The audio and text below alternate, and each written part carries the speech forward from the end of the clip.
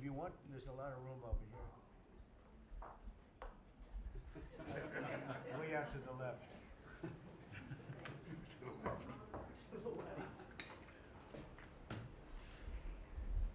Thank you very much. We've had tremendous 6 months, and we've had 2 weeks, which now is, I guess, 3 weeks. We have a tremendous group of people here that have done a great, unified, beautiful job. I want, in particular, because of what she's gone through this last few days, done an incredible job. As you know, Christy, I'm going to ask you to say a few words about Texas. The first person there was the first person I saw on television was you, actually. And you've worked great with the governor, who's terrific. And you might want to tell a little bit about the trials and tribulations, but we appreciate the job that you and everybody have done. You had people there as fast as anybody's ever seen, so really appreciate it. We all do, and maybe you could say a few words. Sure. Well, thank you, Mr. President. I want to thank you for your leadership.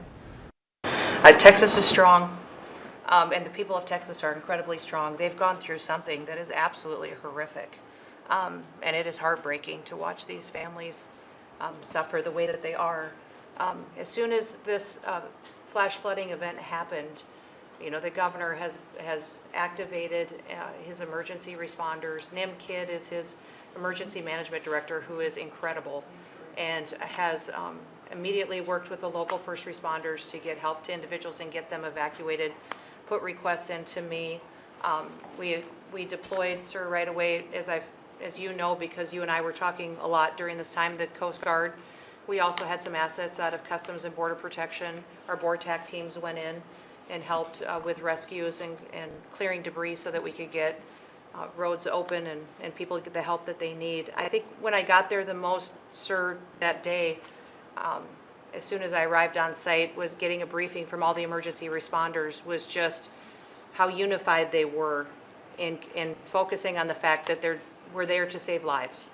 They were there to rescue people, find people who were still alive, and to reunify them with their family members. We as a federal government don't manage these disasters. The state does.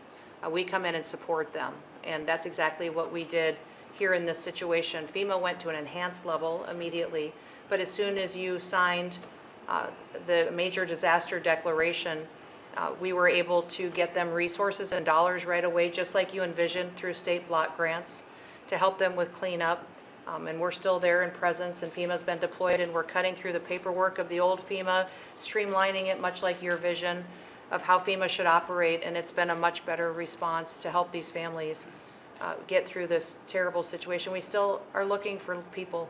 We're still looking for a lot of little girls and other family members that were camping along that river, and they will continue until they find every single person, and we will continue to help them and assist in that. I was surprised when I got there at the camp that day, right after this happened, the parents that were there, the parents that were looking for their children and picking up their daughter's stuffed animals out of the mud and finding their daughter's shoe that might be laying in the cabin, and just hugging and comforting people matters a lot. I'm extremely grateful for God's hand in that whole situation, because hundreds and hundreds and hundreds of people were saved.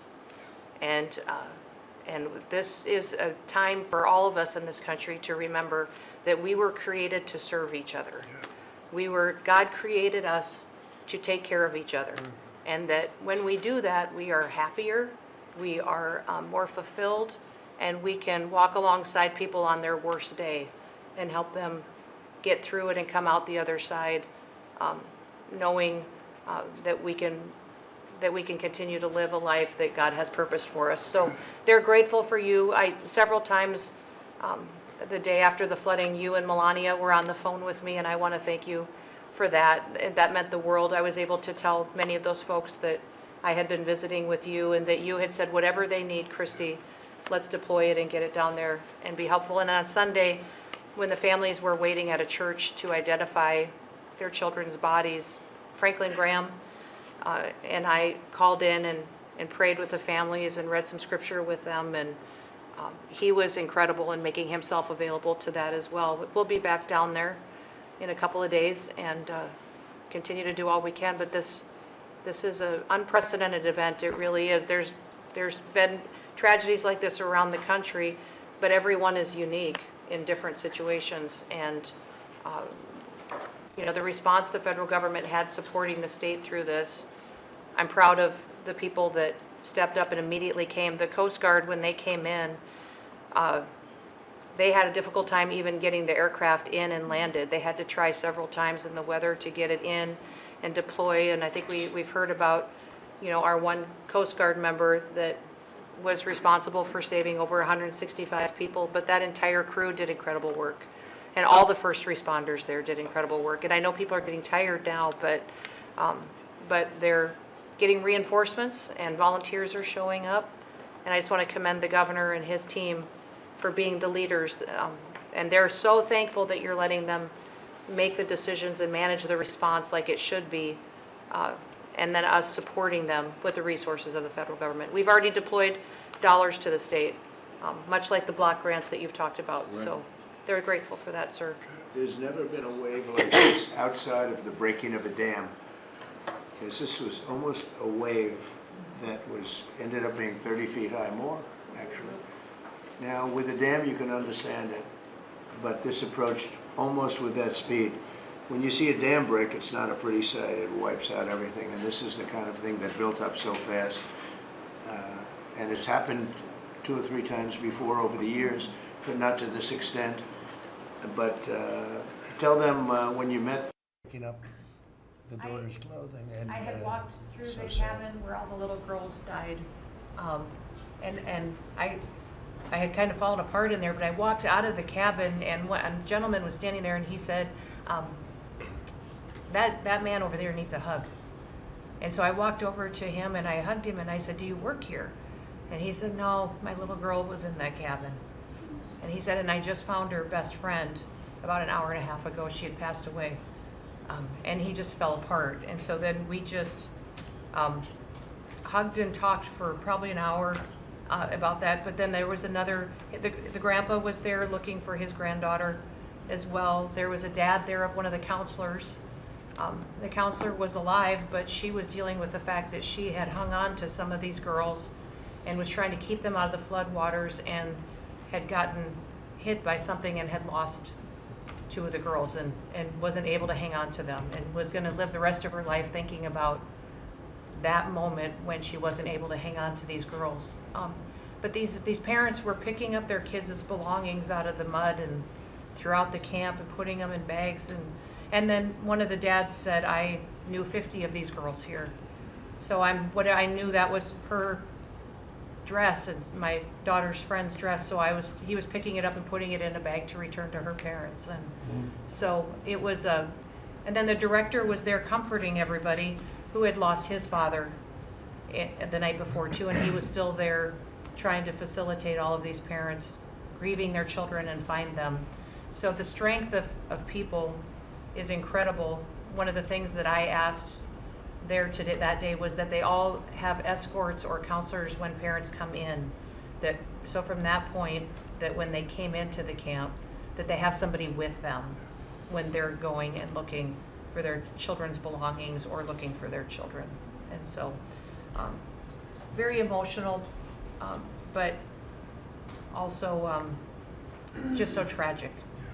The relationship with Texas and the governor has been obviously very good for years with me, but the relationship with Texas and their first responders and us with our first responders and lots of other people, and we brought in a lot of helicopters from all over, and we had a lot of helicopters. It was actually dangerous, a lot of helicopters up there, but they were real pros, and they were responsible for pulling out a lot of people, and we got them there fast, and Texas had some good ones too, but the response has been incredible, and the fact that we got along so well, I don't know, I don't even think that's a political thing, but we got along so well, and it was so unified. I think a lot of lives have been saved. That could have been as bad as it was, and you could have lost double or triple. This thing was just really horrible. Well, Congratulations on a great job, and appreciate it. I know you're going down. I'll be going down on Friday with First Lady. We'll be taking a trip, and we don't want to get in anyone's way because that's what happens. The president goes and everyone's around focused on. I don't want anyone to focus on us, but it's possible they could have somebody saved still. There's a lot of areas. It's a big area, and probably unlikely at this point, but there could be. I mean, they're thinking there could be the possibility, but what a tragic situation. A good job, and we'll see you on Friday, and we'll finish out the day here. I think you've been reading a lot about it's a terrible topic when you talk about financial after this, but we have a big country and we've been doing very well. The tariffs, as you know, are starting to come in at record levels. Tremendous amounts of money are coming in to our country. We never did that before. We're not used to it. We only have tariffs going out. We only adhere to the rules of other nations who charge us tremendous tariffs because we were led by stupid people or people without any business sense. And I'd like to ask God, you could maybe talk a little bit about how well we're doing with regard to the money coming in. And the big money will start coming in on August 1st. I think it was made clear today by the letters that were sent out yesterday and today. Go ahead, please. Yes, sir. We will take in about $100 billion in tariff income thus far this year, and that's with the tariffs, the major tariffs not having started till the second quarter. So we could expect that could be well over $300 billion by the end of the year. We don't agree with CBO scoring, but for those who do, the CBO scored tariff income over the next 10 years at $2.8 trillion, which we think is probably low. And sir, under your leadership, we're witnessing. And they gave us no credit during this last little, the great, big, beautiful bill. I always use the word great. I add that to it because it really is what it is. It's never been anything like it, actually. And I want to thank all the Republicans that voted for it. And I want to, scold the Democrats because they're voting for tax cuts. They're voting for no tax on tips, no tax on Social Security, no tax on overtime, and many, many other things far more important than that. Great health care. And frankly, every Democrat should lose their election because it was purely political vote. They were told not to vote for it. So think of it, we got 218 to 2, and then with the Senate, we had 50 to 3. Democrats didn't vote at all, not one positive vote, with all of the good things in there. Economic development money, tremendous border money. Mm-hmm. Now you're loaded up on the border. And I hate so much of it because we had zero come in last month, so I'm not sure how much of it we want to spend. You may think about that. You may actually think about saving a lot of money because the wall's been largely built and it obviously worked, but you may want to think about that. But so I think it's incredible when I watch the Democrats, and they have standard lines like they had Russia, Russia, Russia. They had the laptop from hell. It all came from Russia. They make things up and they go with it, and they feed it to you people in many cases. And they said, "Here's a line," and I hear the new line is death. Oh, it's death. Everyone's going to die. It has nothing to do with death. In fact, we're saving our country. Death is from allowing 25 million people into our country, of which 3 or 4 are stone cold, hard criminals. 11,888 are murderers, many of them committing more than one murder. That's death, and the Democrats did that. Joe Biden did that by allowing people to come in here, just totally unchecked, unvetted, open borders, open borders. The whole world was dumped into our country, from prisons, from gangs, from mental institutions. We have many people walking the streets, walking in areas that we don't know anything about, that came out of insane asylums.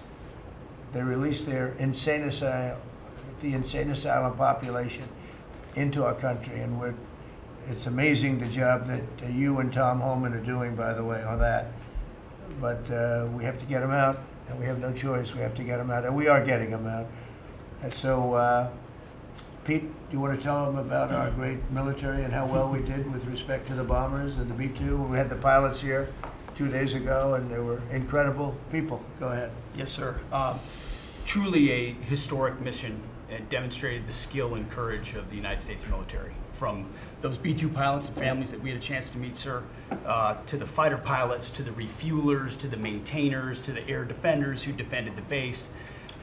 What was demonstrated on the world stage was American military might and capability. And it wasn't just Fordo and Esfahan and Natanz that took notice in Iran. It was the rest of the world, that we have a decisive commander-in-chief willing to use these capabilities, which are the best in the world. As the president pointed out, no one else could have done what America did there on that night, and everyone took notice of that. With the One Big Beautiful Bill, sir, we've got $150 billion additional to invest in Golden Dome and all the other weapons systems and stockpiles and shipbuilding priorities of yours. Another month, another historic recruiting bump. It's not just the Army and the Marine Corps anymore, it's the Navy, the Air Force, and the Space Force, all historically ahead of where they've ever been. So historic spirit inside the military. We had a chance to be at NATO, Marco and I, and see how the world responds to us saying it's time for you to shoulder the burden and take the lead for your continent. It only happens with President Trump leading, and we're proud to be a part of what's going on at the border, sir, with now a 4th national defense area where we're helping get to that number 0 and securing the border. But that mission, Operation Midnight Hammer, re-established deterrence. It reversed what happened in Afghanistan. You saw the debacle of what Biden allowed to happen in Afghanistan and what that did to our image. President Trump said, with Operation Midnight Hammer, we're reestablishing American leadership and deterrence, and we're proud to be a part of it, sir. And our so-called enemies were watching. They watched every minute of it. They watched. There was very few people that weren't watching, actually, but they watched every minute. It was a perfect military performance, the likes of which we haven't seen in a long time. I mean, if you compare that to the same country, the hostages from years ago, Jimmy Carter, it was unfortunate for Jimmy Carter. He was a nice man, but with the helicopters going down, the sandstorms, the prisoners, they got captured, then the election and the prisoners and Reagan and all the problems. It was nothing but problems. And that was a failure. And ours was not only the pilots. I mean, those machines flew for 37 straight hours. They didn't stop. They went skedaddle. You know the word skedaddle? It means skedaddle. They dropped the bombs and somebody said, skedaddle. Let's get the hell out of here. And every bomb hit its mark and hit it incredibly. And as you know, the Atomic Energy Commission said it's gone. That place is gone. We had a lot of fake reporting, mostly from CNN, where the scammer writer, a writer for CNN, who should be fired, by the way, she was involved with the 51 fake intelligence agents, if you remember that. She did that story, created a story out of it. She created a story out of the laptop from hell, saying it came from Russia, but it actually came from Hunter Biden's bedroom, or worse. Just a scammer, and she's still at CNN, which is pretty amazing. But we'll ask you a question about her. But they came up with this concept that maybe the attack wasn't that good. Maybe it, and I saw it happen right after the attack. I saw this person on CNN. I like to watch the enemy. You learn from the enemy. And I watch, because you have to know where they're coming from. And I watched her say, Anderson, you know, I'm hearing stories that maybe they didn't hit their target. Maybe it wasn't that good a hit. And they were hearing stories. The next day it was a little more, and the next day a little more. After 3-4 days, she was saying, you know, I don't know. I don't think it was that, except by that time everybody knew it was hit perfectly. The evidence is in the planes. The evidence, the pilots are the best evidence. But they actually came out of their plane, because they were here the other day, and they said, it was so sad.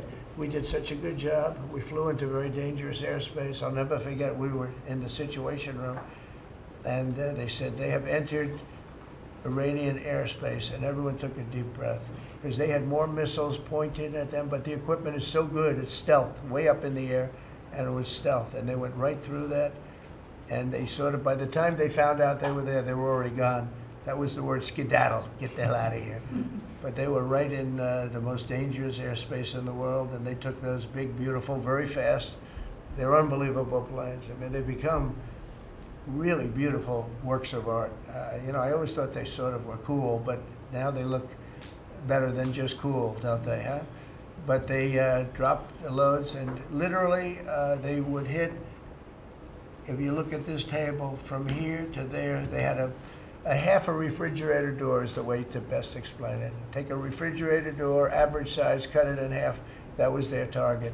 They hit every single one. Then we had 30 missiles, Tomahawk, shot from submarines 300 miles away. Every one of them hit their target. It was a perfect mission. Then they came back, almost 37 hours. Every plane worked perfectly. The mechanics were here too. I said, you got to get the mechanics here. We didn't have any problems. If you remember, they had a lot of problems with the helicopters, but they did fly through a dust storm, which they shouldn't have done. Sometimes you say, let's go back and try it on a nicer day. Dust and sand don't work well with helicopters if you know much about helicopters, but that was a horrible embarrassment to us. Then we had Afghanistan, which I think was the most embarrassing moment in the history of our country, and we would have gotten out. I was the one that got them down. I would have kept Bagram, the big air base, which right now is controlled by China, among the most powerful runways in the world, thick with concrete and steel. Anything could land, and right now, they were 1 hour away from where China makes its nuclear weapons. I was keeping it. Outside of that, we were leaving, and I would have been out faster than them, but we would have gotten out with strength and dignity. Instead, that was the most botched up mess I've ever seen. They left all that equipment behind, and every year they have a parade running down some third-rate street with the equipment. You know, it's supposed to be Fifth Avenue. It doesn't work. But with all that equipment that they left, they should have taken every ounce of it. I was taking every ounce. I said every screw, every bolt, every nail you take out of there. And Millie said, I remember one time, sir, we're better off leaving the equipment. Why? Well, it's cheaper. I said, cheaper? You mean it's cheaper to leave a $150 million airplane rather than flying it into Pakistan or India or someplace, or just flying it straight home? It's cheaper. Yes, sir. That's when I knew he was an idiot. Didn't take long to figure that one out. But they left all that equipment, but they left their dignity behind. It was the most embarrassing moment, in my opinion, in the history of our country. Not that we got out, we should have not been there, but that we got out the way we got out, with great embarrassment and death. You had 13 young people. I've gotten to know their families very well, but you had hundreds of people killed that nobody talks about. You had the other side, many people were killed. Many people are walking around with no legs, no arms from that whole thing.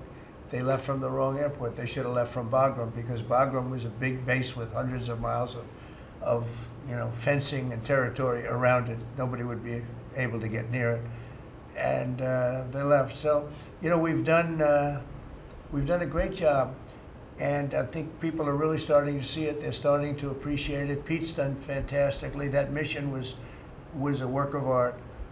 And I have spoken to some of our perceived, I don't know if they're enemies, but they're perceived as being potential enemies. And they essentially said the same thing, very impressive. There wasn't a thing that we didn't lose an engine. We didn't lose, they landed and they were cheered. But the sad thing was they were cheered, and one of the pilots said, we were a little concerned because when we got out, we were told that on television they were reporting that we may have missed our targets. Sir, we hit every target. That's what I do for a living. We hit every target. In fact, when the bombs hit, a yellow haze came over the horizon that I've never seen before. It just lit up the whole horizon, brighter than the sun. It was like looking into the sun. He goes, we hit our target, because you know what that was exploding. And but they were a little downbeat because they listened to that fake CNN reporting and the fake New York Times. They worked together to try and say that it wasn't perfect. They couldn't say they missed. All they could say is, maybe it wasn't perfect. And you ought to fire that reporter immediately. You should fire her. Real fake. And so I just want to congratulate those pilots. And a lot of people don't like bringing things like that up. I do. I always like confronting, because otherwise the public doesn't know that you're a bunch of crooked people. But they know, they've learned, and the media has to straighten out their act. The media is down to 17% approval. You got to do a little better than that. It's important for the country that you do better. I think they ought to make a lot of changes. I think changes are going to be made to the media, but it's hard to have a really successful country if you have a corrupt media, and we really have a corrupt media. And nobody really knows why. I mean, why would you want to have open borders and criminals pouring into our country? Why would you want to have men playing in women's sports, transgender for everyone, you know? You'll have to figure that out. But some of you don't. I mean, I'm looking at some people, they love the country, but I look at other people and they can't. But we're really proud of our military. It was, and the people that maybe don't like us or want to play games with us, because I think that had you not had the situation in Afghanistan, I don't think Putin would have gone in.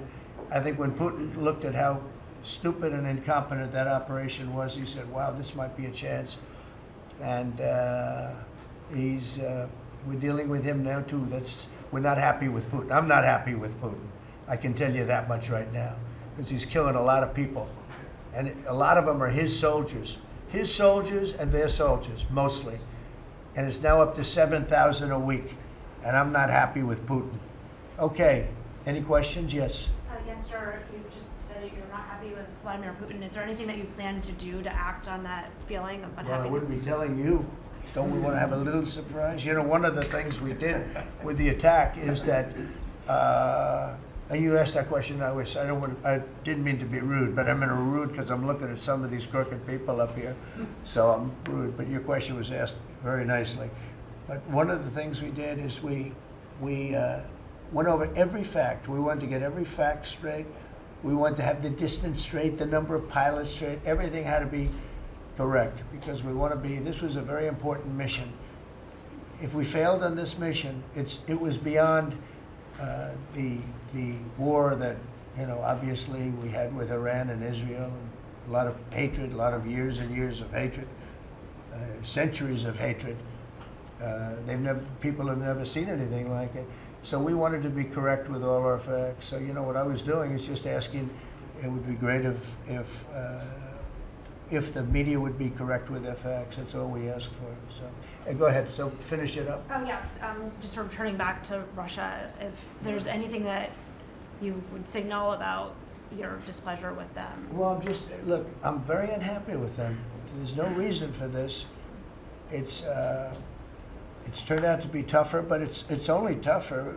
And I will say the Ukrainians were brave, but we gave them the best equipment ever made. We gave them the anti-tank busters that knocked out tanks. I mean, you just aim them in the direction of the tank and the tank is gone. We gave them missiles, the latest and the greatest. They were able to shoot down a lot of things that would have normally wiped out. You know, probably would have been a very quick war. It would have been a war that lasted 3-4 days, but they had the benefit of unbelievable equipment. And Europe gave them to. We gave them far more, because Biden shouldn't have done that. He should have equalized. We should have given them the same, or we should have given actually less than Europe. It affects Europe much more than us, but we're in there for over $300 billion. Europe's in there for over $100 billion, but still, Europe gave a lot. And I will say this, the Ukrainians, whether you think it's unfair that we gave all that money or not, they were very brave, because somebody had to operate that stuff. And a lot of people I know wouldn't be operating it. They wouldn't have the courage to do it. So they fought very bravely. But we gave them the best equipment in the world. We make the best military equipment by far. There's nobody close. You look at other equipment from other countries, it's not even close. That's why everybody wants to buy our equipment. And that's why we're going to step up these contractors now that make it, and they're brilliant, but they make it too slowly. And we have to step them up, Pete, and let them make it at a much higher rate. Unfortunately, we have to do that. But if you look at our Patriots, if you look at our Tomahawks, if you look at our, well, what we do with tanks is, you wouldn't want to be driving a tank. You would feel nice and secure, but they are javelins, they're called. And I gave them the javelins. Remember, they said Trump gave the javelins and Obama gave them sheets, right? They called Obama at that time. Barack Hussein Obama, if you haven't heard, did a terrible job. But that was a war that should have never happened, and a lot of people are dying, and it should end. And I don't know, we get a lot of bullshit thrown at us by Putin, for you want to know the truth. He's very nice all the time, but it turns out to be meaningless. Do you want to sanction him? Lindsey Graham has a sanctions bill on Russia. Do you want him to vote? I'm looking at it, yeah, no, I'm looking. The Senate is passing and passed a very tough sanctions bill. Yeah, I'm looking at Can it. you sign that? It's an optional bill. It's totally at my option. They passed it totally at my option and to terminate totally at my option. And I'm looking at it very strongly. Yesterday you said you want to send more weapons. Go ahead, please. The Council of Economic Advisors released a new report saying that imported goods have actually decreased in price from December I know, it's not through amazing. March. Well, my question is, With the tariffs. the Fed chairman keeps saying that tariffs are going to cause price increases. Are we the talking prices just not Chairman passed of the through? Fed? Yes, exactly. Well, Are the you prices, do a better job than him. Are the prices just not passed through yet? No, I think what's happening is everything's evening out. You know, when we charge, see what people don't understand, the other countries have been charged, almost every country charges us tariffs. We had deficits with everybody for years, for decades. And we were like this big monolith that made bad deals with everybody. We rebuilt South Korea and we stayed there. It's okay, we rebuilt it and we stayed there. And they pay us very little for the military. I got them to pay billions of dollars, and Biden then canceled it when he came in. I said to South Korea, as an example, we give you free military, essentially, very little. And I think you should pay us $10 billion a year. And they went crazy. But they agreed to 3. So I got 3 with a phone call. And I was satisfied. I said, but next year we have to talk. And then we had a rigged election, and we never got to talk. And you know what Biden did?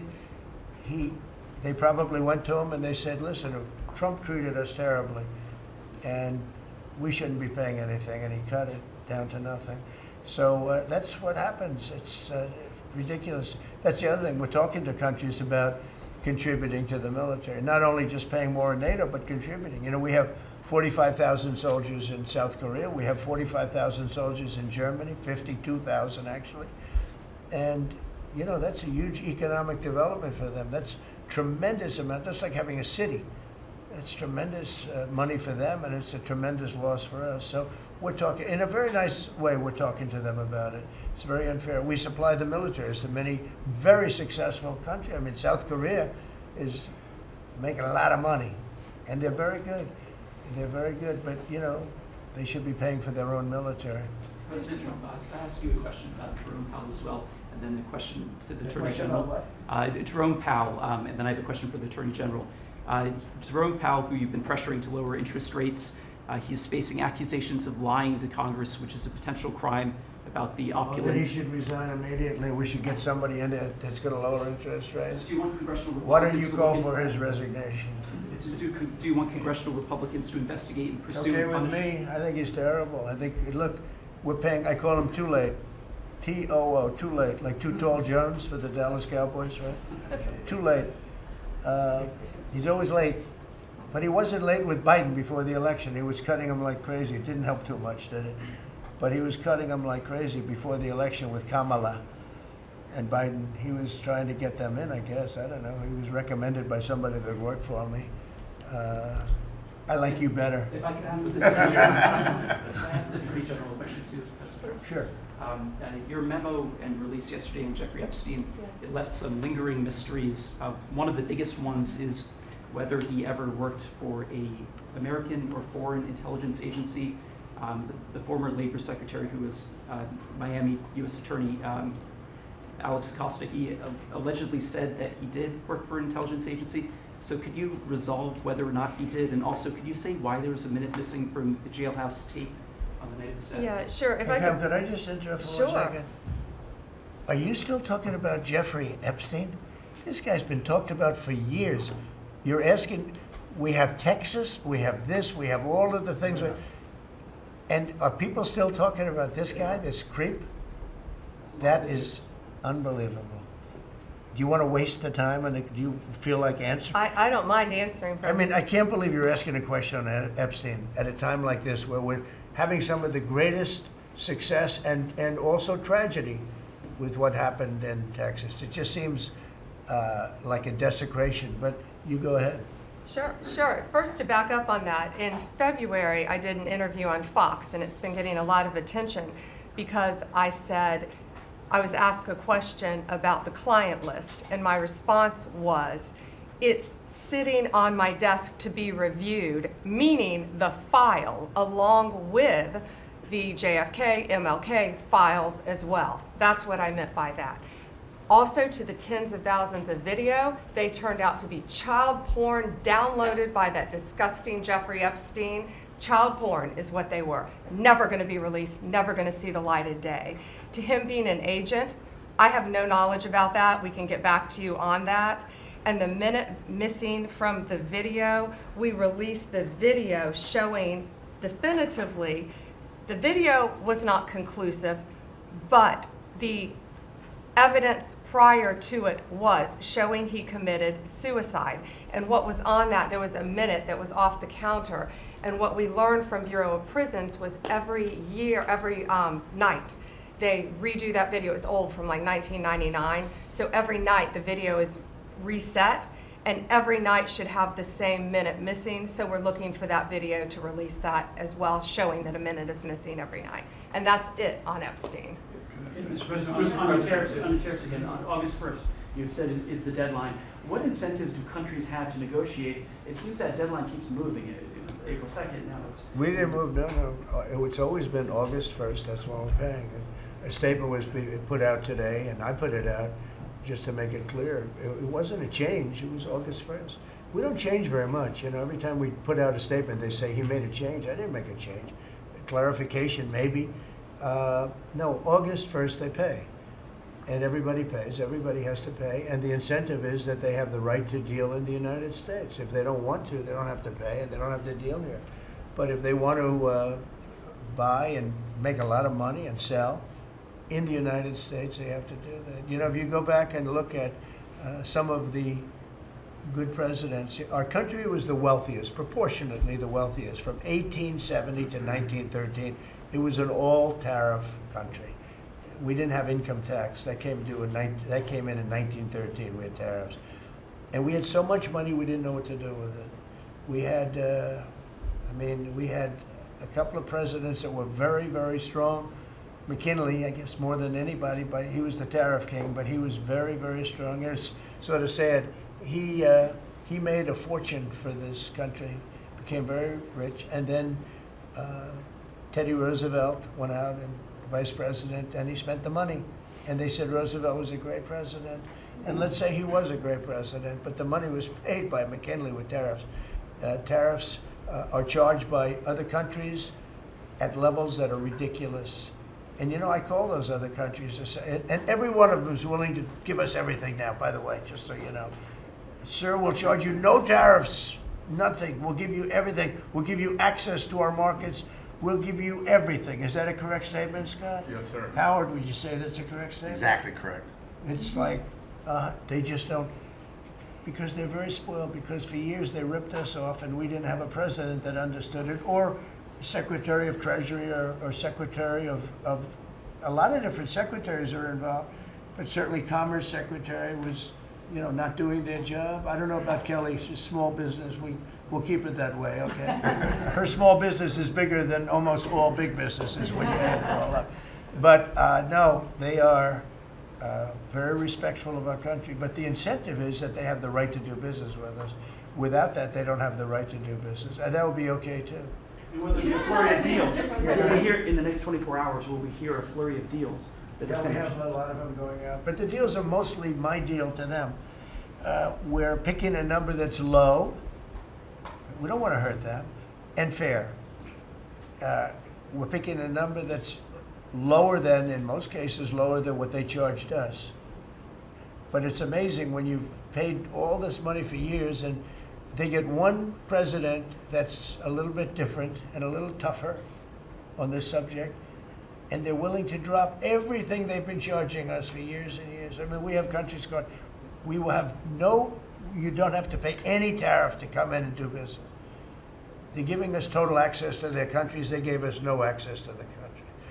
They say, well, you cannot go into our country. Okay, good. Now it's, we will give you total access and you don't have to pay any tariffs. But please don't charge us tariffs. And we don't like that deal.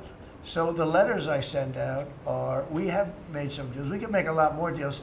It's just too time-consuming. It just makes it more complicated.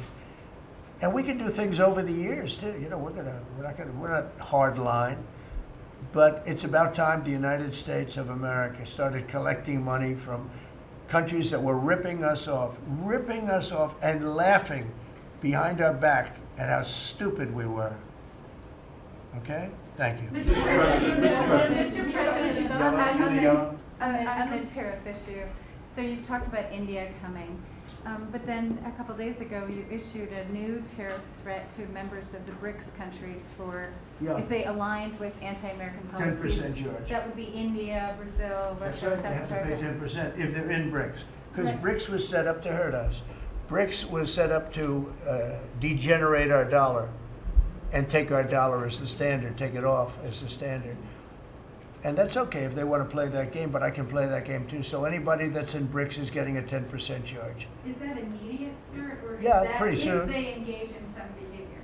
Well, if they're a member of BRICS, they're going to have to pay 10% tariff just for that one thing. And they won't be a member long. I thought BRICS was, you know, I said this about a year ago, and it largely broke up. But, you know, there are a couple that hang around, but I thought it largely broke up. BRICS is not, in my opinion, not a serious threat. But what they're trying to do is destroy the dollar so that another country can take over and be the standard. And we're not going to lose the standard at any time. If you have a smart president, you will never lose the standard. If you have a stupid president, like the last one, you would lose the standard. You wouldn't have the dollar as you. And if we lost the world standard dollar, that would be like losing a war, a major world war. We would not be the same country any longer. We're not going to let that happen. The dollar, you ever hear the expression, dollar is king?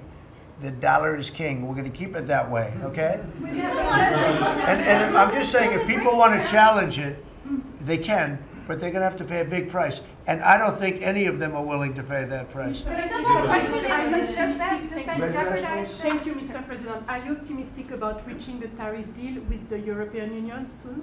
Well, the European Union has been speaking to us, Ursula and the whole group, and they've been very nice. They treated us very badly until recently. Now they're treating us very nicely.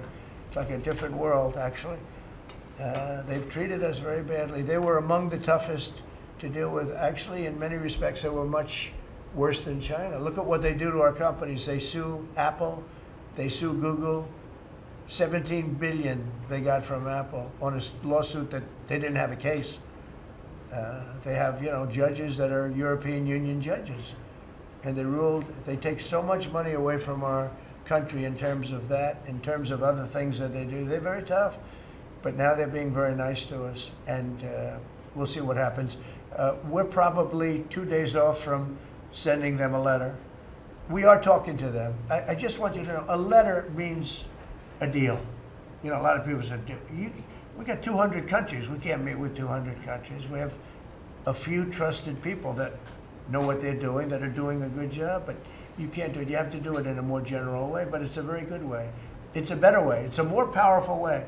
And we sent them a letter. You read the letter. I think it was well crafted. And mostly it's just a little number in there. You'll pay 25%, 35%. We have some at 60, 70. Those are ones with massive, you know, where we have massive trade deficits because they've treated us very badly. But I would say in every case, I'm treating them better than they treated us over the years. Don't you agree with that? I could have done much. I could have been much harsher. I don't want to do that. We want to have relationships, but in every case, they treated us far worse than I'm treating them. I'm treating them very good. I could go higher with the tariffs, but I don't want to hurt them. That's why when you just read it, you come up with the number. It's so incredible that prices are actually going down. Just so you know, when I got in, everyone said, "Oh, eggs are going through the roof." That was the first. I was in for about 4 days, and they started screaming at me about eggs. They said, "That's Biden's problem." I didn't know about eggs, but eggs went up about 5 times. You did a fantastic job, and we ended up shortly getting. In fact, for Easter, they said, "Go out and buy plastic eggs. You can't use real eggs." Well, we bought 200,000 eggs for the White House for the Easter egg hunt that we have at the White House, and there were eggs. We had the price down, and now the price is lower than it was before. We did a good job with eggs, but we did a good job with groceries. Our prices are down in this country, A big part of it's oil. The oil, you had a couple of places last week, you had $1.99 for oil, for gasoline. Nobody thought they'd see that. I want to get it lower if I can, but we've done a good job. You've done a very good job. Do you want to say a couple of words about that, you and Chris, about what's happening with energy? Well, absolutely, but I would say on the pricing side, President Trump, the fact that you've endorsed and supported a policy of energy dominance, that sends a signal to the market that we're going to have more supply. You talked during the campaign about inflation being a country buster. You've broken in the back of inflation. In 6 months, among all the other things you've accomplished. We have no inflation. And we've got, and then heading into the 4th of July, these were the lowest gas prices at the pump in 4 years. And again, for Americans, this is like hundreds of billions of dollars that stay in their pockets because we lower the price of gas at the pump. And when we lower the price of energy, it lowers the price of food. It lowers the price of the clothes you wear. It's the biggest thing. It's the biggest thing. It's like a big tax cut. When you get energy down, every 50 cents is like a massive tax cut, and we've gotten it down much below that. You know, we had great energy, great low prices, everything else. When the election turned over, I'm trying to be nice about it. It turned over, shockingly, but nevertheless it happened. Energy started going up, and it went up really bad, and then he went back to the Trump policy. The problem was they didn't know how to do that, and he lost it. He lost that sucker. That big sucker was out of control, and his energy prices went way up, and that's what caused it. But it was also stupid spending. They spent money like, they used to use the term drunken sailors, but I won't use that term. Although it is very descriptive, I won't use that term. I refuse to use it. But they spent money at levels that nobody had ever seen before, and trillions and trillions of dollars wasted on the Green New Scam. Greatest scam in the history of our country, other than maybe Russia, that might have been. But the Green New Scam was the single greatest scam in the history of our country, and continues to be, but it's weakened badly. It's hobbling along because people are they're finally getting it. But they spent trillions of dollars on the Green New Scam, getting nothing for it. Devised by a couple of young people that weren't even good college students, you know? Not even good students. Check out their marks. Yeah? Can you No, not for CNN. Not for CNN. Go ahead. In the last jobs report, Mr. President, in the last jobs report, the manufacturing jobs actually lost 7,000 jobs. When will the investments that you've been talking about have an effect on manufacturing? They're building the plants now. About 7 have started. We're going to have hundreds started within a short period of time. Lee Zeldin, who may be the most important man in this room, I'm sorry, but he's the one that gets the permits, whereas he's the one that has to get the permits for the plants and the factories, and permits that used to take 5 years, he's getting in record-setting times. AI, we're leading China a lot in AI, and if we go with this, you know, I'm allowing the plants to build their own electric.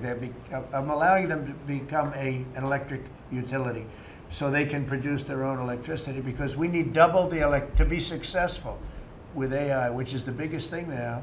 We need double the electricity that we have, which is hard to believe. We need even more than that. And they're building plants with their own electricity substations. They don't have to use the grid.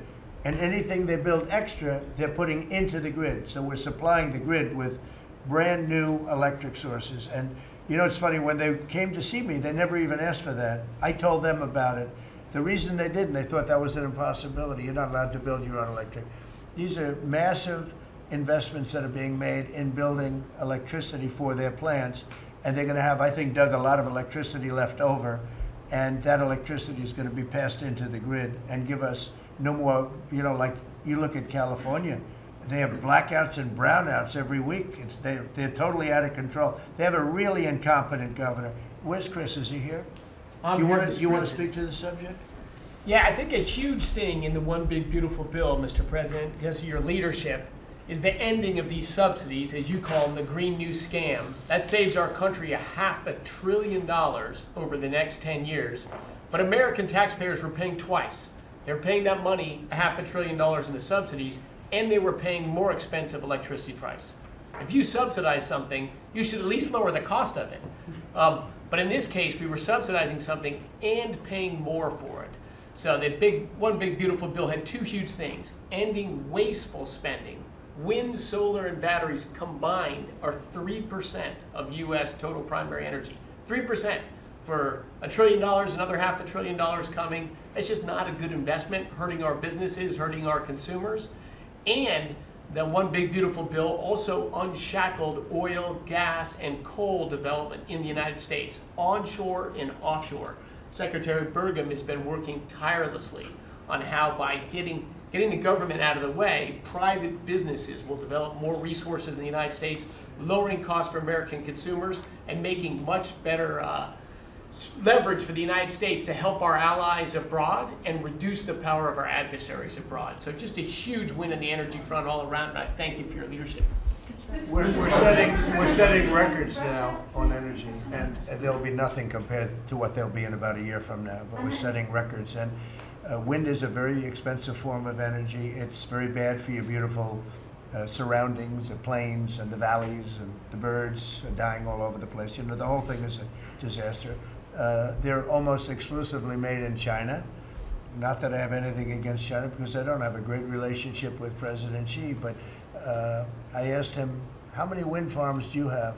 He makes them, but they don't have a lot of wind farms, I'll tell you, very, very few. And wind is tremendously expensive and is very ugly. And if you own a house that's inside of a windmill, your house is worth less than half. And you hear noises. And interestingly, in New England, you probably read, where for 50 years they had 2 wells washed up, 50 years. And last summer, they had 14 washed up. Now, I'm not saying that's the wind farm that was built, but maybe it is, right? Probably is. It's tremendously expensive, and it can only be done with subsidy. You know, I know a man that's in that business, and one of the biggest in the world actually runs a company that builds these stupid windmills. And he said, I hate the business because it's the only energy where you need subsidy. He said, energy shouldn't need subsidy. You should make money with energy. So wind. The other one is the solar, those big solar fields. They're taking our farmland. Our farmers are like mortified by it. They hate it. It's very, very inefficient and very ugly too. You know, probably better than a windmill, but you go around and you see all these things that are 3 miles long by 3 miles wide, and you say, what the hell is that? And it's a lot of plastic from China. It's plastic, black plastic from China. Now, we want to be smart. We're going with, look, China right now is building 58 coal-fired plants, 58 big ones. They have 62 on the books to build. We've reintroduced clean, beautiful coal, because you know you can do a lot with coal now. Clean, beautiful coal, and natural gas, and all of the other things that we have. But we don't want wind, and we don't want solar, because they're a blight on our country. They hurt our country very badly, and smart countries don't use it. Solar sounds good, I will say, and I like, on occasion, you'll see a roof which is made of solar brick, but it's a smaller use. We need the kind of thing that's going to fire up our plants, and it's not going to be wind, you know, that is very intermittent, as you probably know. But they've spent a fortune. They've spent trillions of dollars on this stuff. And I'll just give you one other story. A friend of mine is a very successful guy. He went back to see his mother in Minnesota. Hadn't seen her in a long time. And he wasn't back for 10 years, which isn't a nice story. I mean, you don't see your mother for 10 years. She's got some difficulties, which I know the guy, he does have some difficulties. He's very successful, but probably not the nicest person. It was actually longer than 10 years, but he went back and he told me he wanted to go and look at the valley. There's a valley in Minnesota that he thought was so beautiful. And I hadn't seen it in a long time. And he's driving along the road. He said, oh my, I'll use the word gosh, oh my gosh. He said, oh, he said, it looked like a junkyard. You had 159 windmills. They were all over the place. Some were old, some were newer, different companies, different shapes, different sizes, different colors. Many of them were terminated. Terminated meaning closed. You can't take them down because the environmentalists don't let you bury the blades because they're made out of a fiber they say is bad for the earth. So they want you to put them up, but they don't let you take them down. But many of them were turned off.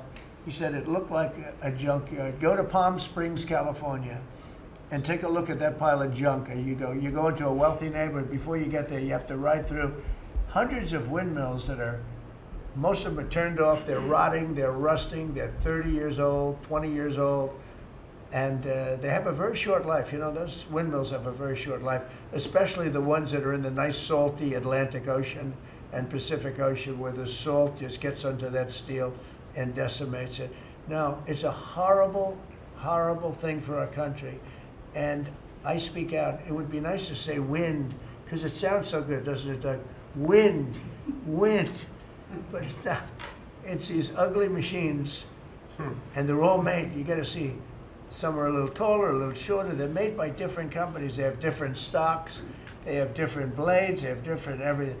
It is so horrible. And if you look at smart countries, they don't use it. Smart countries don't use it. And we're now a smart country. We're not we're a brilliant country. We're not smart, we're brilliant now. We're gonna be a brilliant country. We have to be, because we have to catch up for some really stupid people that did a bad job. Yes, Brian? Yes, Mr. President, I've got a quick comment, some feedback as a native Texan, someone that I grew up bringing my kids to a camp very near the affected camp now. Thank you on behalf of Texas. I've gotten hundreds of messages that want to thank. It's, if you're in the cabinet room, you can tell the president and his team, on behalf of Texans, thank you so much for the quick response and the loving, the hugs. I saw that you gave. Two quick questions. I saw a Palestinian senator. His name is Shimmer. He's a great Palestinian. No, he's a Palestinian. He's become a Palestinian. He's abandoned the Jews. But I saw him say, it's Trump's fault. Yeah, that's right. It's Trump's fault. He was actually, do you ever see John Lovett's The Liar? Where he goes, yeah, I went to Harvard. That's right. This was Schumer. He goes, yeah, it's Trump's fault. That's right, it's Trump. I actually saw that stupid guy try and blame it on me, and I said, man, that's a tough one to take. But his career is limited, because I hear AOC is going to beat him, and she's no bargain either, by the way. Go ahead. Well, I'm just saying that's an example of an America First team effort to get this country back. So that's what America First looks like for the viewers watching us at home. My two questions. Looks like we have a rogue judge, an Obama-backed rogue judge that is attempting to block the funding to Planned Parenthood, which the big, beautiful bill cuts off the funding to Planned Parenthood. Any plans to challenge that? Go ahead. Absolutely. Yes, we're on it. We're on it. And I texted, I believe, I talked to yesterday Secretary Lutnick and Secretary Besson. I reached out to you to let you know that we were on it in the big, beautiful bill. Wonderful. And then my I let her handle that question. You notice? I said, go ahead, handle that question. I'll toss it to her. Then my second question was Secretary Rollins. You did an amazing press conference today in front of the Department of Agriculture. You talked about the Farm Act and the need to get China out of our country, owning farmland. For the viewers at home that might have missed that, can you recap what that means to national security to make sure we can grow our own food? Well, thank you, Brian, sir, if you don't mind. Yes, this morning Secretary Hegseth, Secretary Noem, and Attorney General Bondi and I had a press conference at the USDA. I just happened to have a chart in case it came up, but obviously the Chinese owning of farmland in our country is a massive national security issue. And for the media, you can see the yellow is where all of the farms have been purchased over the last number of years, and the red is around all of the military bases where that farmland has been purchased. So this is a massive national security issue. The press conference this morning included 3 of our greatest governors as well, Sarah Sanders from Arkansas, Jim Pillen from Nebraska, and Bill Lee from Tennessee. The states have begun taking a leadership role to ban the purchasing of China farmland. Obviously, Congress needs to step up and catch up, and we're going to be working alongside of them as well. We had some of our members, great members of Congress there, but it is time. And I think that this morning was symbolic of many things. The first of this administration working every day to effectuate President Trump's leadership and unequivocal support of America First. But second, just how close we are as a cabinet. I don't know in any other administration that you'd have 4 cabinet members at the USDA on a Tuesday morning when it's about 110 degrees outside with the sun beating down on us, talking about, sir, your vision. So I think it was a great day. It was just the start. There's an executive order coming and some other things coming behind that. But protecting America's farms isn't just about protecting our farmers. It's also about national security. So that's what we discussed this morning. I do want to say that I think we have had a really good relationship with China lately, and we're getting along with them very well. They've been very fair on our trade deal, honestly, and I hope we're going to have a great relationship. It's a big, strong, powerful country. We're more powerful than they are. We have much better military equipment than they do, but we are getting along with them very well. I'm getting along with President Xi very well. We speak often. And with all of that being said, and I understand what you're saying, but I think we're getting along with China very well.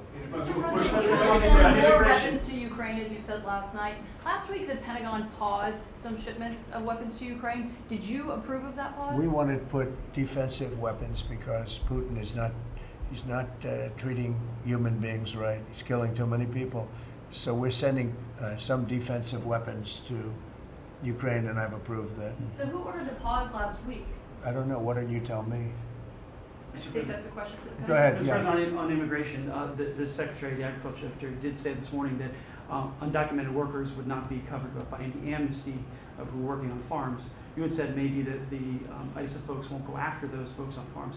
So which is it? There's no amnesty. What we're doing is we're getting rid of criminals, but we are doing a work program. Do you want to explain that, please? Yeah, this morning we talked about, of course this was a top of mind question, this morning we talked about protecting the farmers and the farmland, but obviously this president's vision of no amnesty, mass deportation continues, but in a strategic way, and then ensuring that our farmers have the labor that they need. Secretary Chavez-DeRimmer has been a leader on this. Obviously this comes out of the Labor Department, but moving toward automation, ensuring that our farmers have that workforce, and moving toward an American workforce. So all of the above. We've got to give the farmers the people they need, but we're not talking amnesty. Laura, do you want to say something about that? Thank you, Mr. President. On this, thank you, Secretary Rollins, how important this is never to displace the American worker. What the Department of Labor is doing is focusing on what the law entails now, being more modernized, more streamlining, to work through the H programs. We're going to have a concierge approach to that, where we have developed a new office to answer the need of our farmers and ranchers and producers, and not to displace the American worker, and follow within the law now, and that does not include an amnesty program at all. And we've seen that working, and we'll continue to have that roll out. On the other topics that we've somewhat talked about, the jobs numbers, Mr. President, 4 months in a row we've seen those jobs numbers increase. That's an exciting time for our manufacturers. That was asked earlier. We know it's going to take some time, but through that deregulation process that Lee and I are working on as well, the Department of Labor has rolled out 63 new deregulations that we're going to be moving through. In the first Trump administration, it was successful with over 30. We've just rolled out 63 new ones in order to double down on those manufacturing companies, to let them know that we have signaled through this process that we will assist them in getting the workforce that they need. It's an exciting time. That one big beautiful bill, that was the signal to my former colleagues in Congress to get this done. It's been an important time. I spent time on the ground visiting 7 states in 9 days prior to that bill being passed, because it was the most pro-worker piece of legislation that we will ever see really in this country right now. No tax on tips, no tax on overtime, no tax on Social Security. That matters to the American worker, because we don't want to take their money and give it back. We want them to keep more of their hard-earned dollars in their pockets currently, and that's what they're excited about. And as I move forward with these tariff talks, I heard a company, orthopedic company in Indiana, say to me, for the first time since you have taken office, Mr. President, their increase in their bottom line by 8% since these tariff talks have happened. Not one company has said the president is not doing a good job. These tariff talks are working. They're feeling it on the ground. The media has told a false story, because what's happening on the ground is positive, and that's what we're seeing in these jobs numbers. So I really, through the Department of Labor, to come in behind all the secretaries and build this workforce is going to be key to the American worker. So thank you for what everybody did this last week. The one big beautiful bill is a doubling down of this, and we're going to see these workers start to grow. And that apprenticeship program is going to be working. That's we'll right. have that It's gonna 1 million be- apprentices across the country. We, you know, as you know, we're building plants all over the country now, which you weren't building any plants 4 years ago. You weren't building anything. But those plants, when they open up, it's going to be, you'll see numbers like you haven't seen ever. I don't think in history you'll never see numbers like what we're going to see in the very near future. Many of them are building the plants. Some are just starting right now. You know, it's a brand new administration. But, and they wouldn't be here except for two things. November 5th, the election, and the tariffs. And frankly, I guess the election was more important because of the tariffs. I mean, another person wouldn't have done this. But they're coming in because of the tariffs. They have to, they're not going to pay 25, 30, 40, 50%, 70, and 100%. And we'll be announcing something very soon on pharmaceuticals. We're going to give people about a year and a half to come in, and after that they're going to be tariffed if they have to bring the pharmaceuticals into the country, the drugs and other things into the country. They're going to be tariffed at a very, very high rate, like 200%.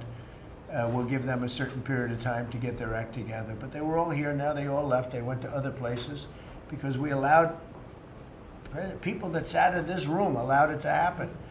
And I don't allow it to happen. The people in this room don't allow it to happen. So we're going to be announcing pharmaceuticals, chips,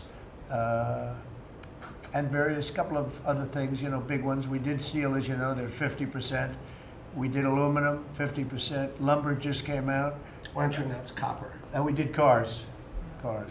And now, today we're doing copper. Copper, what would that tariff be on? The section tariff? I believe the tariff on copper, we're going to make it 50%. 50%. Any breakthroughs in See, I'm glad he Gaza? didn't question it. Just Any sort of said, I sort of just thought, what would that be? It's a quick one. I didn't have much time, but he agreed with me.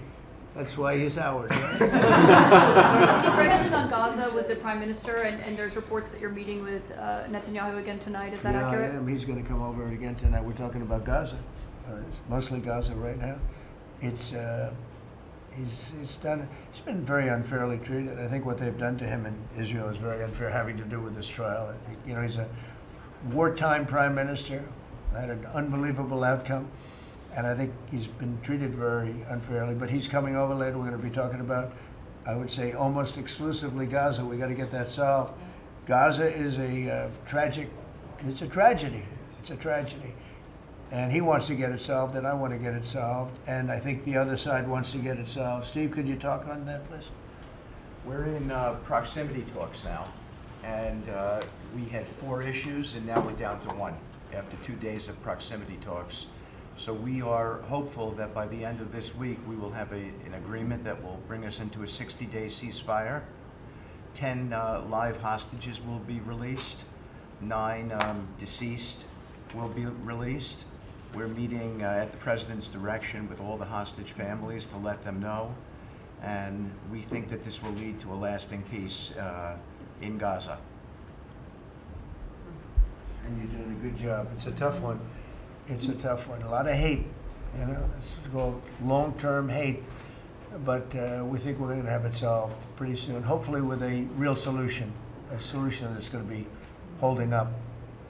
And can I follow up? This is, I think, the first cabinet meeting since Elon Musk has not been a special government employee, not here anymore. He's now saying he's going to create a third political party. Are you worried about the impact that that could have? No, I think it'll help us. It'll probably help. Third parties have always been good for me. I don't know about Republicans, but for me. Are you second guessing any of the cuts that DOGE made? Since you No, described him as off no. the rails Look, the other day? we cut hundreds of billions of dollars with DOGE. We could have done it differently. I would have done it differently a little bit, maybe, but it was something that we saved a lot of money. You can always second guess. I guess some of the people in this room maybe would have done it slightly differently, and some would have done it exactly the way it was done. But it was dramatic, and it was important, and we found a lot of things like billions of dollars given to people for environmental protection, where they had $100 in the account, like in Atlanta, Stacy.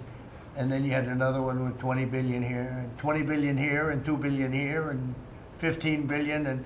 And Lee, you might want to mention just a couple of those things. We really got because of DOGE. At the Trump EPA, the One Big Beautiful Bill was filled with many big beautiful wins for the taxpayer. It delivered a sledgehammer to the Green New scam. Billions of dollars rescinded. It's a big deal for the American taxpayer who sees money go through pass-throughs that are filled with self-dealing and conflicts of interest. They see unqualified recipients. They see reduced agency oversight, and they want accountability with their tax dollars, and they got it. In the example of the Stacey Abrams connected NGO, they received $100 in 2023. They got $2 billion in 2024. They had to complete training on how to develop a budget that was put into their grant agreement. They, out of nowhere, started paying a CEO $800,000, a COO $450,000, 22 people making over 150 grand. Out of nowhere, this is tax dollars. So money go through pass-throughs, through other pass-throughs, through other pass-throughs, and we lose oversight over it. And you see that it's going to former Biden officials, it's going to former Obama officials, it's going to Democratic donors. And we're not here saying we want to take money from a left-wing NGO and give it to a right-wing NGO. We want to give it back to the taxpayer. This is about us being good stewards of American tax dollars without any apology or regret. That's why President Trump was elected last November. Because there are a whole lot of people who maybe they hadn't voted Republican in a long time. Maybe they didn't even vote for President Trump the first time around in 2016, but they're regretting that vote from 2016 and they were making it right in 2024. So the One Big Beautiful Bill gave us the tools to rescind billions of dollars more. We're seeing hundreds of thousands of dollars that'll get wasted per electric vehicle as an example of this money that was going through it. They gave $50 million to a group called Climate Justice Alliance. They say that climate justice runs through a free Palestine. The Biden EPA gave $50 million to a group that says the climate justice runs through a free Palestine. We say that if you're going to spend $1 in the name of remediating an environmental issue, then spend $1 on remediating an environmental issue. We say that we can protect the environment and grow the economy.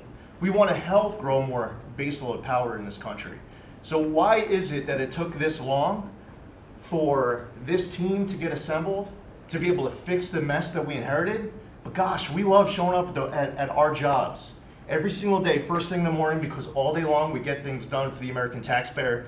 And Congress did its part last week by passing the One Big Beautiful Bill to deliver this accountability and to cut off the Green New scam. So maybe it's a bad day for Stacey Abrams.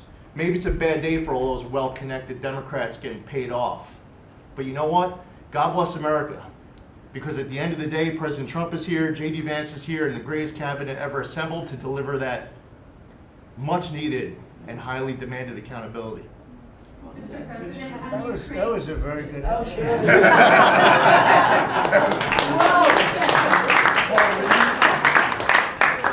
And that's from the heart. That's from the heart. On Ukraine, the Ukrainians have asked the International Court to go after Russia for using toxic chemicals in the fight. Germany and the Netherlands have intelligence saying that. What does U.S. intelligence believe, and what do you believe about the use of chemical weapons? And would you agree that that's the case for the? Well, I'd ask John maybe to discuss it if you'd like, John. Well, Mr. President, obviously chemical weapons, if it's documented in its use, it's illegal. It's against all international laws of armed conflict and treaties. And obviously I can't share in this room with this audience the intelligence that I can share with you privately, but obviously you're not going to stand or allow for any violations of international law by anyone. That's right. Thank you. Could I ask Sean to Department of Transportation, Sean Duffy, former great congressman, very popular, decided to go out and make a couple of bucks. He made a lot. Then he got bored with that, though. He likes serving people better, the people.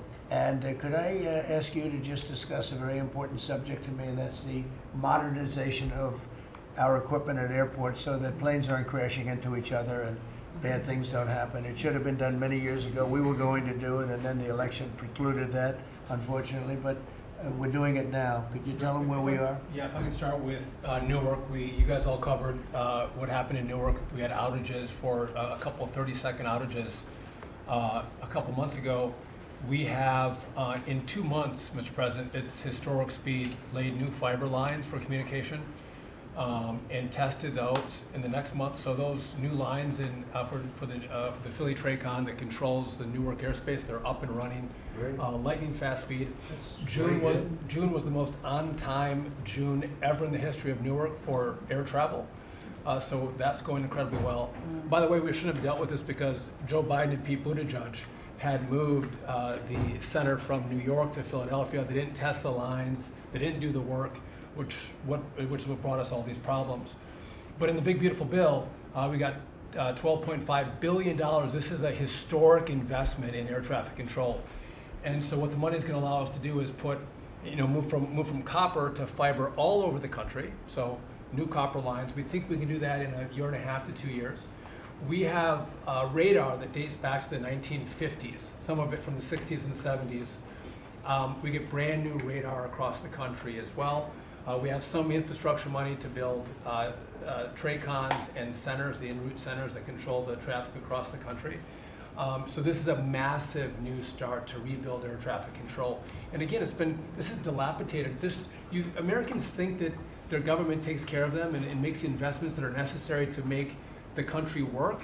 And for 30, 40 years, the investments weren't made. And so under your leadership and direction, we are making those investments. And per your direction, right now we are interviewing what we could call a general contractor or an integrator. One company to manage. It's a massive project. The FAA is not qualified to manage this kind of a project. So we are now going through the process of finding who that one company will be to manage the whole project. We'll interview those companies together and make that selection. So we'll write one big beautiful check to one beautiful company that'll be responsible for this this whole build. But if I could just make one last point, this is not enough money. We're going to need more. But this is a massive new start. The biggest investment. We'll need some more money on top of it, but a great start from the big beautiful. Just starter. It was very important to us, and just to cover that, there have been accidents, and my pilots, I would often hear them say, "Oh, good," and they would use a different system, a different country to land in New York. They'd use the radar and other things from a different country. I said, "What's that?" He says, "Oh, our system is so bad," and I knew that we were all set to start, and Buttigieg came in, and what they did was so crazy because they hooked copper into fiber, into steel, they had all different systems. They had hundreds and hundreds of contractors, different contractors for different airports. They spent billions of dollars, and they made the system worse because you can't hook copper into fiber. It doesn't work that way. You just can't do it. It's not doable, but they tried to do it. Didn't work out too well. And in the end, it was just a complete disaster. We want to have one great company. Now, Raytheon's going to bid, IBM's going to bid. We have 5 or 6 bidders that really are good and do this stuff. And we want one, because I know about overruns. I look at the railroad out in California, headed up by one of the worst governors in our country, who I used to get along with actually, but he's just, when you lose 25,000 houses and you would have had your cities burned down. If we didn't step in, Los Angeles would have been burned to the ground. But you look at that, and I said, I really know how to build, and you got to have one guy, one contractor, one great one, whether it's IBM or Raytheon is good, but you have 4 or 5 that are really, really great, and they're all bidding against each other. But you don't want to have one doing the wire and one doing the digging and one doing the demolition and then they're all saying, they all blame each other because they're saying they were late and therefore you have to pay me millions of dollars more money. I know the system so well, and we're going to have a great company do the whole thing. We're going to get a fantastic price. Maybe we'll get them, they're very big and very strong, and maybe we'll get them to make a contribution toward getting it done at the right price. But we're going to have a great system. When we finish, we will have the best system on earth done by one of the 2 or 3 best companies. There are only a few companies can do this. This is not. But if you would have seen what this other group did, they were going crazy. They had, I heard 3,000 contractors.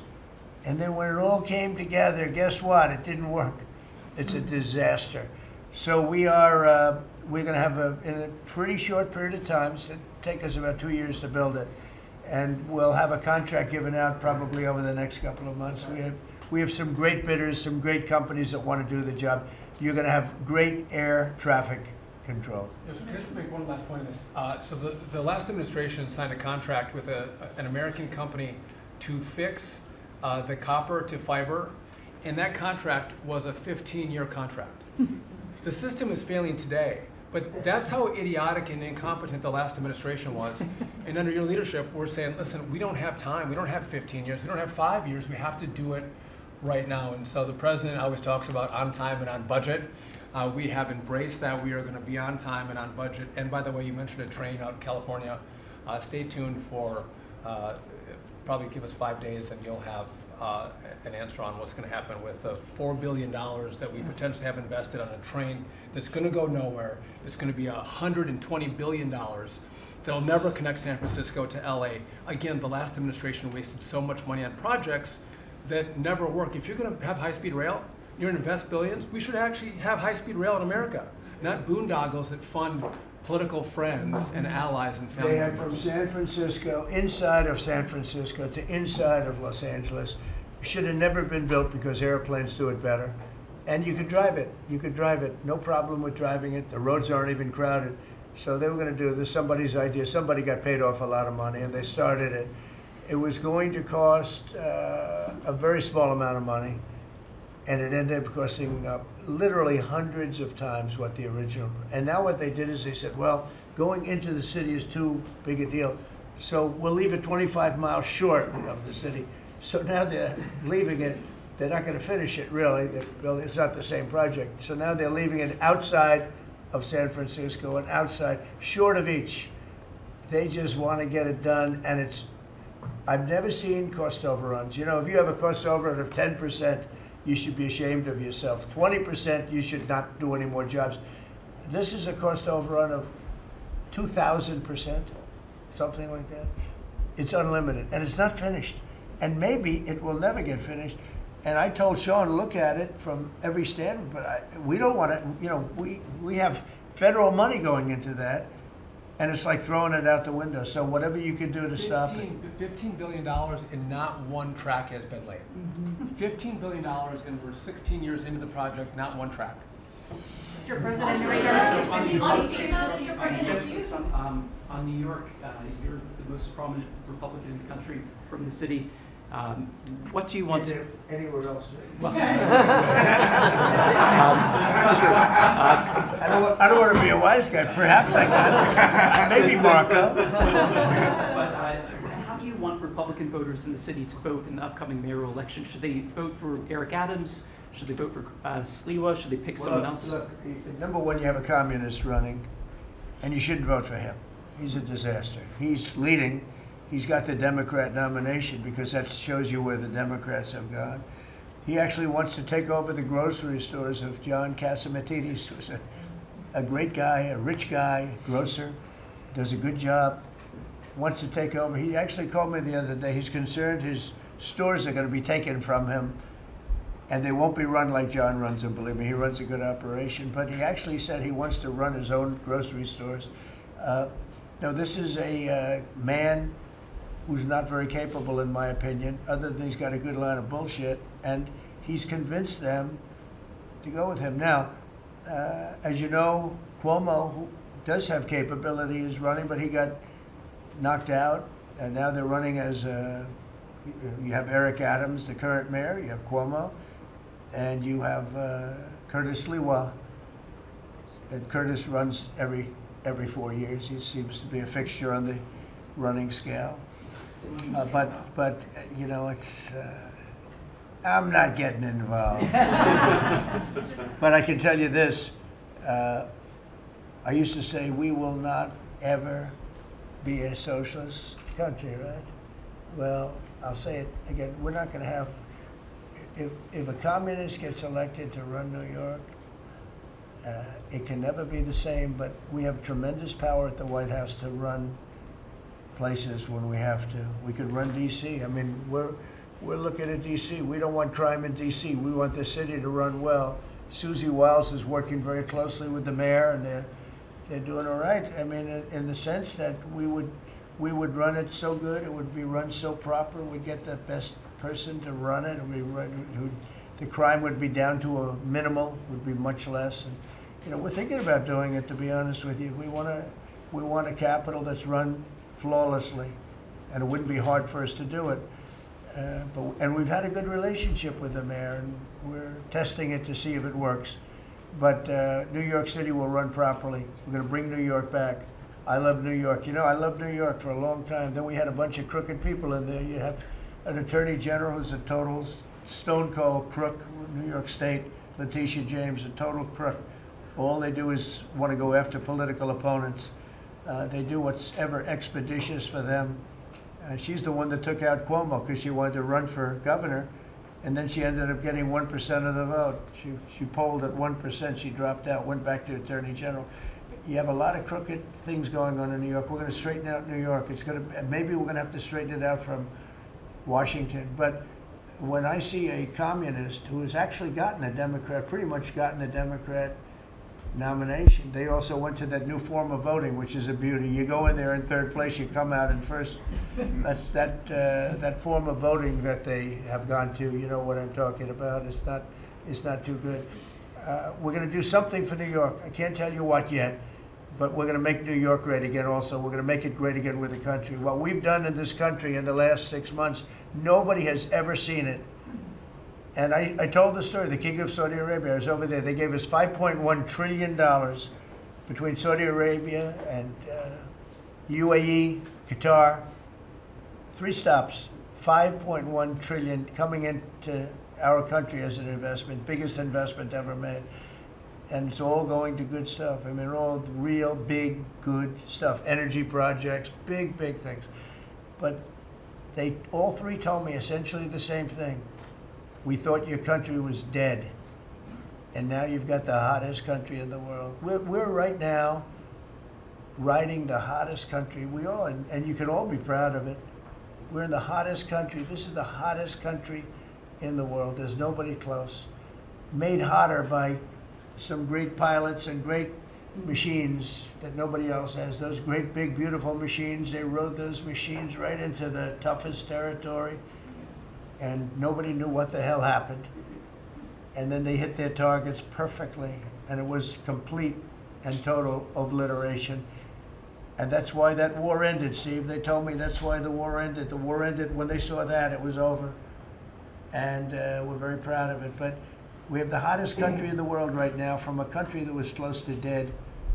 And if I didn't win, if you would have had the other person win, we all know who she is, whether it was she or Biden, they're the same.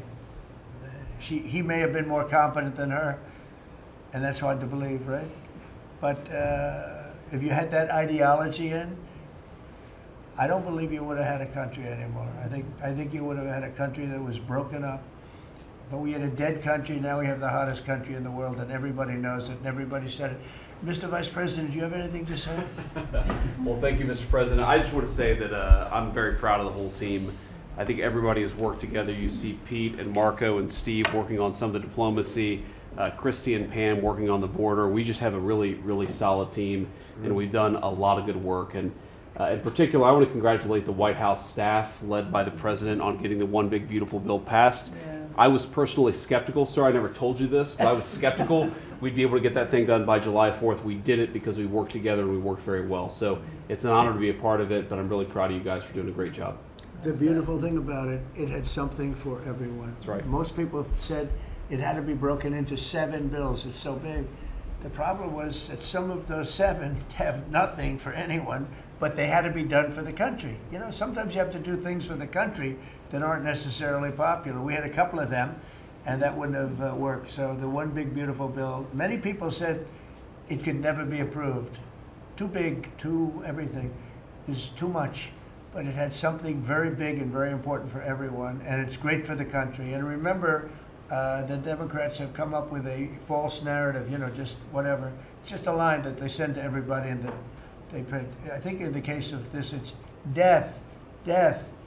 Everyone's going to die. I heard that. Everyone's going to do just the opposite. Everyone's going to live. What we're doing is saving our country and making it much bigger, better, and stronger than it ever was.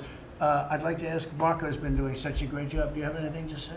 Well, it's just going through a list here, Mr. President, and I think the Vice President's pointed out to the great team you have, but and all these achievements that have happened domestically. But you think about it, under your leadership, we prevented and ended a war between India and Pakistan. NATO's now at 5% for the first time ever, the highest numbers ever. A peace deal between the Democratic Republic of Congo and Rwanda.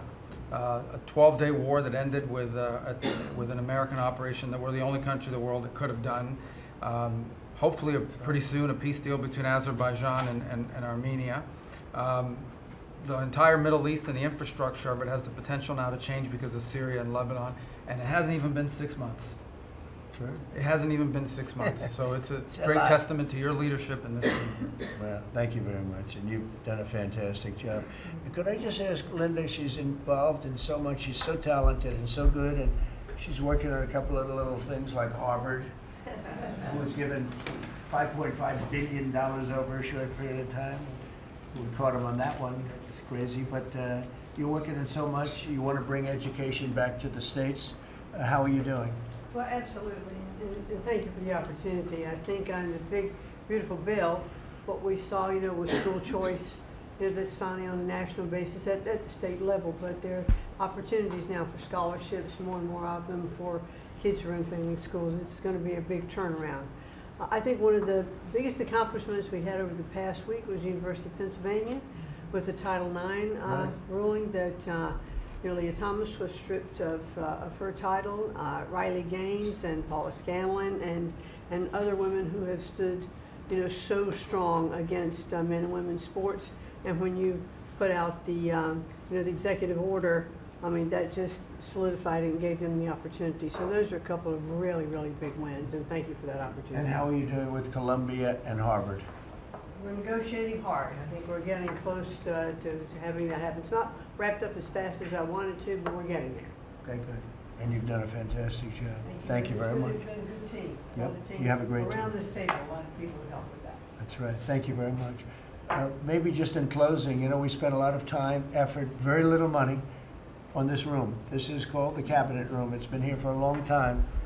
And it had some pictures that were not many of them and not very good ones. And I actually spent time in the vaults. The vaults are where we have a lot of great pictures and artwork. And I picked it all myself. I'm very proud of it. That's Andrew Jackson, great Andrew Jackson. That's a gentleman named, and we call him President Polk. He was sort of a real estate guy. He was, people don't realize he was he was a one-termer, but he was a very good president. But, and I'm not sure I should be doing this, he actually gave us the state of California. He was the one. He was the one. So I'm not sure. Maybe he won't be there for long. But if you notice, the frame is the exact same size, almost, as the other one is Andrew Jackson. So that was a part of the reason too, I have to be honest. But Polk was actually a very good president who's got the same frame that I needed, okay? And up here you have the original George Washington right behind the light. And then you have Dwight Eisenhower, who was a very underrated president. He built the interstate system, and he was the toughest president, I guess, until we came along. But I don't mind giving up that crown, because I don't want to be too tough on it, but we want to be humane. But he was the toughest president on immigration. He was very strong at the borders, very, very strong. And sometimes you can be too strong. He was strong at the borders, and during a certain period of time, they were so strong that almost every farmer in California went bankrupt. And we have to remember that. We have to work together, and we have to remember that. But he was a very good president, and a very good general, and a very good president, and I thought he deserved a position somewhere on this floor. And then you have, this is very exciting to me, he was not a Republican, to put it mildly, but he was, he was a four-termer. He was Franklin Delano Roosevelt. And if you notice, there were a lot of ramps outside. We have ramp, people say it's an unusual place for a ramp. It was because of him. He was wheelchair bound, but he was an amazing man. It's an amazing portrait, and we used to have him in the room, a different portrait, and it was a terrible portrait. It was almost like it was done by a child. And I used to say, I can't believe that he would have approved of that portrait of himself. And I was in the vaults and looking at things. I said, what's that? And we have some great curators here. We have 6 curators at the White House. They have 2 for paintings, they have them for furniture, they have them for different things. I guess cost is no object. Okay, cost is, maybe I'd have 1, but that's all right. But we have 6, and they're very talented, though. And he said, that's a picture of FDR. I said, really? Let me see it. They took off the wrappings, very well preserved.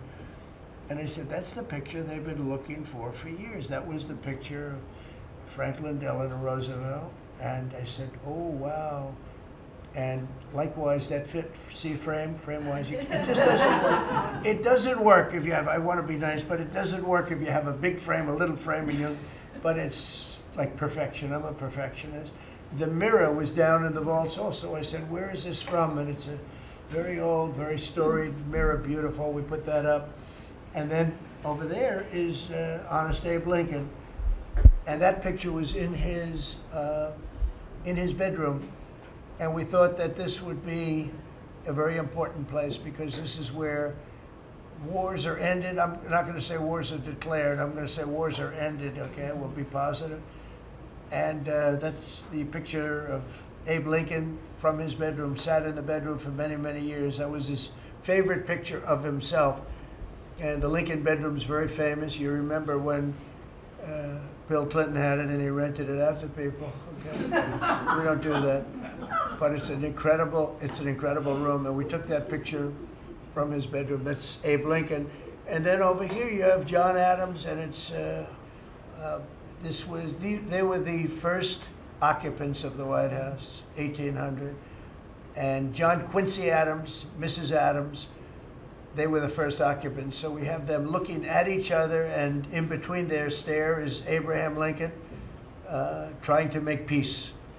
And that picture was in a room that I have that was not important, like the cabinet. I gave it up. I said, I have to give it up because that's one of the greatest pictures of the White House.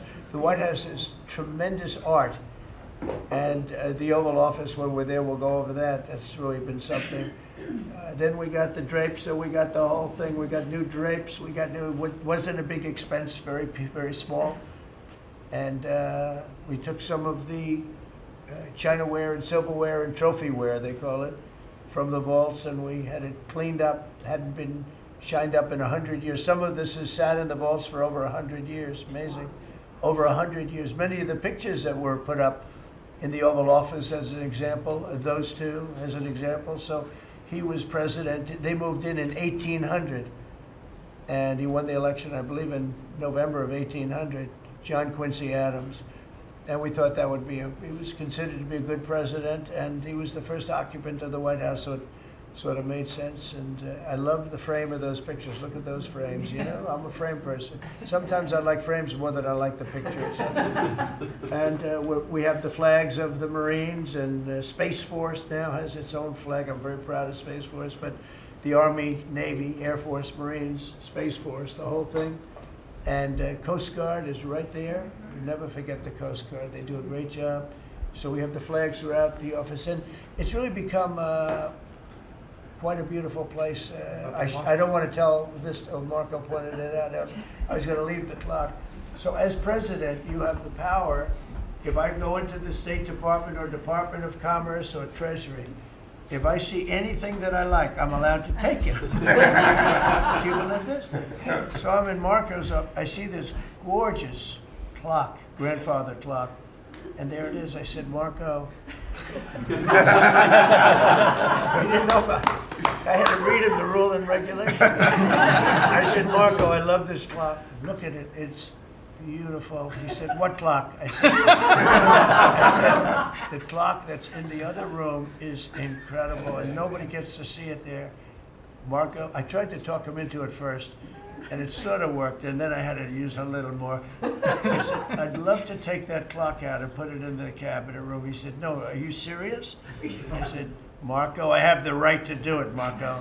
And he said, all right, what the hell? So that's his contribution to the cabinet room. But it's, by the way, it's an incredible clock. And, you know, it's an important room. So you may see it again. Maybe we'll move it back sometime. Anyway, so that's pretty much it. But it really is great.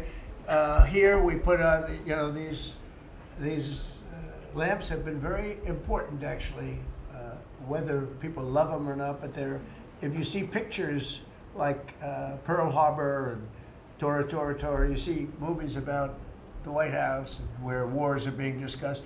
Oftentimes they'll show those lamps or something like those lamps, something that looks like them, probably not the reals, because I don't think they were allowed to. This is a very important room. This is a sacred room. And I don't think they made movies from here. You never know what they do. But they were missing medallions. See the medallions on top? They had a chain going into the ceiling. And I said, you can't do that. You have to have a medallion. They said, what's a medallion? I said, I'll show you. And we got some beautiful medallions. And you see them. They were put up there. It makes the lamps look better. So we did these changes. And, you know, when you think of it, the cost was almost nothing. We also painted the room a nice color, beige color. And it's been really something. The only question is, will I gold leaf the corners? You could maybe tell me my cabinet could take a vote.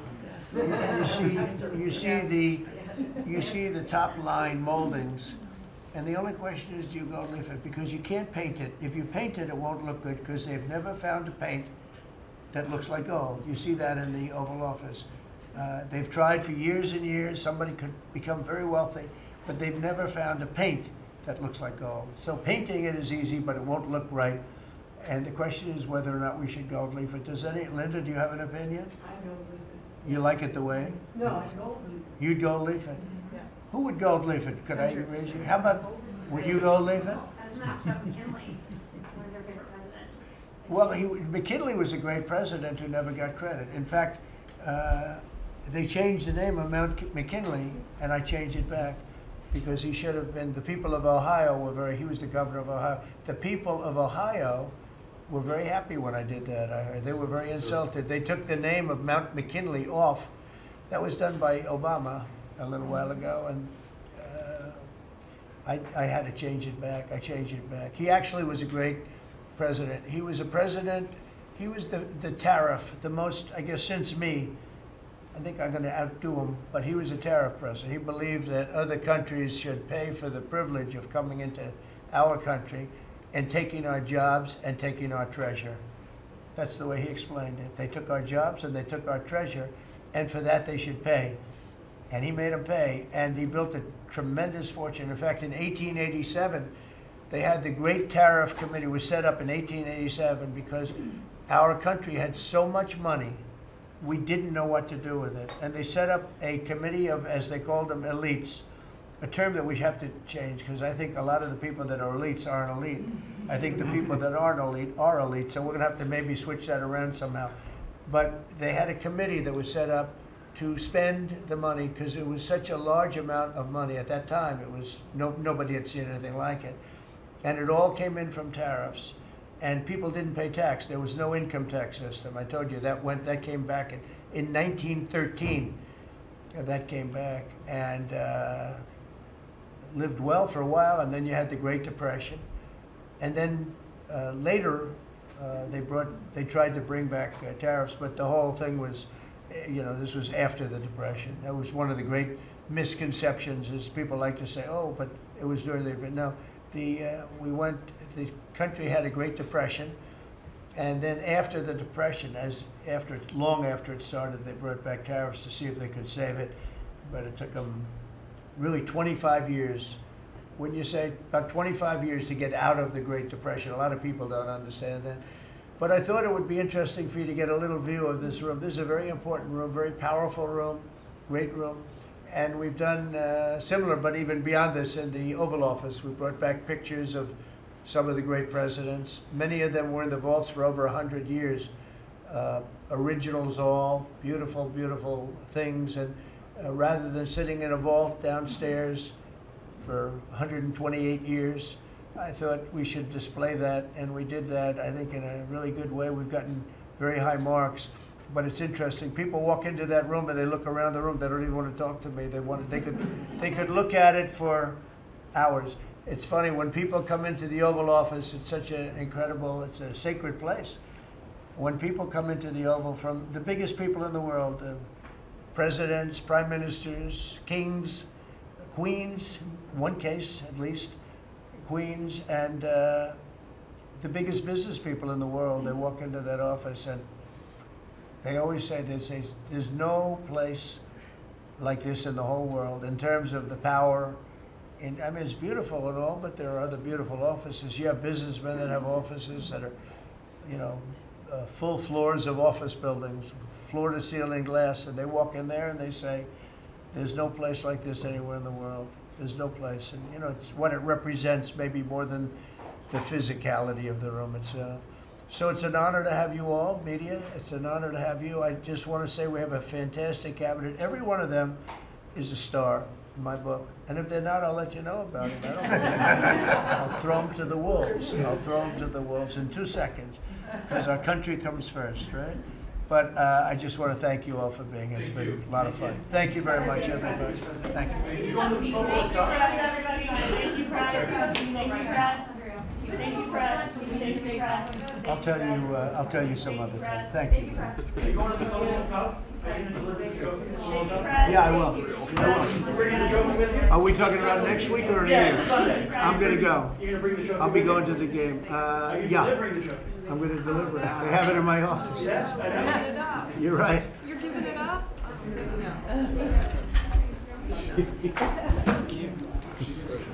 Oh, she's good.